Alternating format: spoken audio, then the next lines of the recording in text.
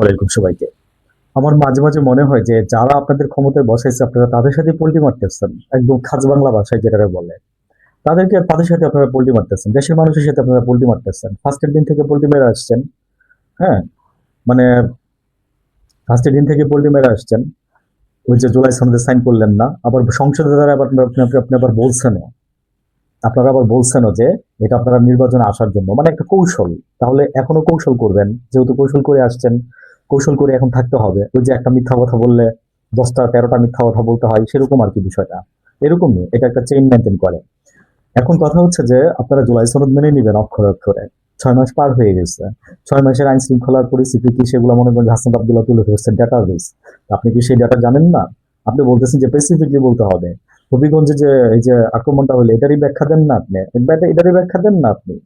আপনি আপনি কি ব্যাখ্যা দিবেন সেটা আমরা জানি, আমাদের মুখস্থ হয়ে গেছে। এখন এখন ঘটনা হচ্ছে কি জানেন, যে এই জেনারেশন আর ওই জেনারেশন, আপনি জেনারেশন এবং এই জেনারেশন, হাসান আব্দুল্লাহদের অ্যাটিটিউড দেখছেন? ওদের কথা হচ্ছে কি জানেন, যে মানে আপনি জানেন না যে এই তরুণ প্রজন্ম কি রকম পালস নিয়ে তারা আপনার এই আন্দোলনটা করছে।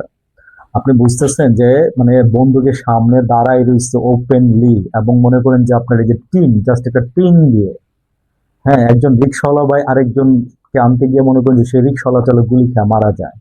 একজন বন্ধুকে আনতে গিয়ে মনে করেন যে এএসপির ছেলে, সেটা যার গুলি করা হয়েছে, তার ছেলের পুলিশ তো আর জানে না, তার এই বন্ধুরে আনতে যাবে, তারপরে তার পায়ে, ওই ছেলের পায়ে আবার গুলি করা হয়েছে। আর আপনারা বলতেছেন শাহবাগ পল্টন, মনে করেন যে আপনার কি যেন বলে, এই যে এনিথিং এলস। আপনি সংসদের দ্বারা মনে করেন যে কোন মানে শিষ্টাচারটা রাখলেন, এটার মানে আমার প্রশ্ন থাকলো আপনার কাছে দেশের মানুষ হিসাবে। কোশ্চেন করব, কারণ হচ্ছে কি জানেন, যে ট্যাক্স দিই আপনাকে, আর আপনিও বলছেন যে বাক স্বাধীনতা আছে। হ্যাঁ, বাক স্বাধীনতা দিচ্ছেন আপনারা, এই জন্য আপনারা এখন পর্যন্ত আসছেন ক্ষমতায়, নাহলে এতদিনও থাকতেন না। শুধু এই যে দুইটার কারণে আসছেন, আমি বললাম যে একটা হচ্ছে তারেক রহমান সাহেব ভারত যাচ্ছে না, ভারতকে প্রশ্রয় দিচ্ছে না। হ্যাঁ, আরেক হচ্ছে আপনারা এই যে বাক স্বাধীনতা দিচ্ছেন।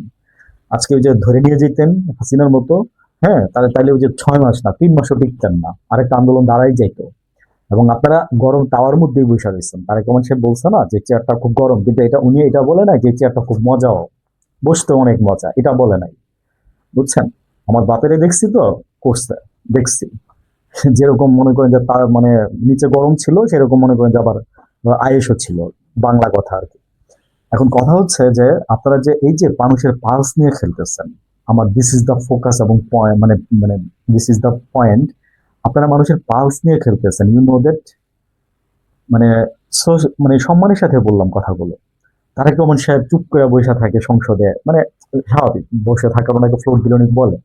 এখন কথা হচ্ছে যে ওনার অ্যাটিটিউড দেখি, ওনার অ্যাটিটিউড দেখলে বা আপনার অ্যাটিটিউড দেখলে তখন মনে হয় কি জানেন, যে মানে আমরা নয় বোকা, আর নাহলে মনে করেন যে মানে আপনারা নয় বোকা আর আমরা নয় চালাক, আপনারা বেশি চালাক। বেশি চালাক কথাটা উল্লেখ করলাম আর কি।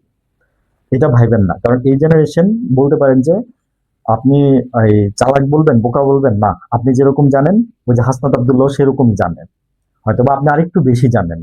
কারণ আপনার ওই যে একটা কথা আমি বলি যে ম্যাচুরিটি লেভেল থেকে যতটুকু আপনি শিখবেন বয়সের ভারে বা বুঝবেন, সেটা যতই আপনি পড়াশোনা করেন না কোনো বিদ্যায়, সেটাতে আপনি ওইভাবে মানে অ্যাডজাস্ট হবেন না। ওদের হচ্ছে কি জানেন, যে রক্ত গরম। একসময় সালাউদ্দিন সাহেব আপনারও ছিল রক্ত গরম, আমি আপনার নাম নিয়ে বললাম, একসময় তারেক রহমান সাহেবেরও রক্ত গরম ছিল। বুঝছেন, ওই যে যখন নাকি 2006 সালের দিকে, এখন রক্ত ঠান্ডা হয়েছে। তো আমি বলবো যে আপনার মানে এখনো আপনি মানে সম্মানের সাথে বলি যে এখনো আপনি কিছুটা উত্তেজিত কেন ভাই? আপনি বাংলাদেশের মানুষকে ওন করেন না? আপনাকে তো আমরা ওন করি। আপনি যখন নাকি ওই যে ভিডিও বার্তা দিতেন, হ্যাঁ, আওয়ামী লীগের সময় 13 সালের দিকে, তখন কি হইতো? আপনি উত্তরে থেকে গ্রেফতার হয়েছেন, মানে মানে গুম হয়ে গেছেন। আপনি জানেন যে সালাউদ্দিন সাহেব, যে আমরা আপনার জন্য কান্না করছিলাম, তখন চোখ দিয়ে পানি পড়ছিল। কারণ হাসিনা যা করতেছিল, এরপরে যখন আপনি যখন এই যে গোপনে থেকে থেকে চোখের নিচে কালি পইরা মনে করেন যে আপনার চেহারা দেখা যায় না, আর এখন তো মনে করেন চেহারা মাশাআল্লাহ ফুটে উঠছে। হ্যাঁ, সম্মানের সাথে বললাম। তো কথা হচ্ছে যে আপনি এই জিনিসগুলোকে মূল্যায়ন করবেন না। হ্যাঁ, কাদের জন্য আসছেন আজকে? কাদের জন্য আজকে এই যে সে দাঁড়ায় কথা বলতেছেন, সরকার গঠন করছেন? নাহলে তো আজকে হাসিনাই থাকতো, 29 সাল পর্যন্ত হাসিনা থাকতো। চ্যালেঞ্জ করবেন? চ্যালেঞ্জ করেন না আপনারা, আপনাদের তো দেখছি আমরা, ছোট থেকে বড় হইতে হইতে আপনারা আমরা দেখছি। এই যে মনে করেন যে আপনার নাহিদরা, সার্জিসরা, হ্যাঁ, আছে ইয়ারা, আসিফরা, তারপরে হচ্ছে হাসনাতরা, এরা আপনাদের দেখছে তো ভাই, বড় হইতে হইতে দেখছে। আপনারা যখন ধরে নিয়ে যায় জেলের মধ্যে, ওই যে গুম হন, সরি, তখন আপনার এই যে নাইট যদি স্কুলে পড়ে, বুঝছেন না? তাহলে এগুলো বুঝতে হবে সালাউদ্দিন সাহেব, আপনি যে যে মনে করেন যে এরকম করেন না, এগুলো ঠিক না। তারেক রহমান কিন্তু বুঝে, কারণ ওই যে বললাম যে ওনার রক্ত ঠান্ডা হয়েছে, উনি বুঝে, উনি ওনার নিজের মানে কার্টুন পোস্ট করে। আর আপনি বলছেন আজকে সংসদে দাঁড়ায় যে বাক স্বাধীনতা কি নাই? আমার কাছে খুব মজা লাগছে। বাক স্বাধীনতা তো আপনারাই দিচ্ছেন, বাক স্বাধীনতা আছে, থাকবে, আছে। আর বলছি না যে দুটার কারণে টিকে আছেন, বাক স্বাধীনতা দিচ্ছেন, ওই যে ভারতের প্রশ্রয় দেন না, এতগুলো খুন হয়েছে দেখেন, মানে গত গত বছর যে ইন্টারিম গভর্নমেন্টের থেকে আপনারা মানে আগাই রয়েছেন, খুনের দিক থেকে বলেন, নারী নির্যাতন বলেন, শিশু বলেন, এই বলেন সেই বলেন, সবকিছুর দিক থেকে আগাই রয়েছেন আপনারা। আপনার আপনার ডাটাই তো আপনাকে বলতেছে। তাহলে আপনি আবার সংসদে দাঁড়ায় বলতেছেন মানে আবোল তাবোল বুঝান মানুষ। আমি বললাম না যে মানে জাস্ট বুঝার ট্রাই করেন। আমি এটাই বলবো আপনাকে যে এখানে রাগারাগিরও কিছু না, ইয়ারও কিছু না, কোনো কিছু না। দেশের যে প্রবলেম আছে, আপনারা যদি কোনো প্রবলেম, খুব বেশি মেজর প্রবলেমের ভিতরে থাকেন, তাহলে সেগুলো মানুষকে জানান।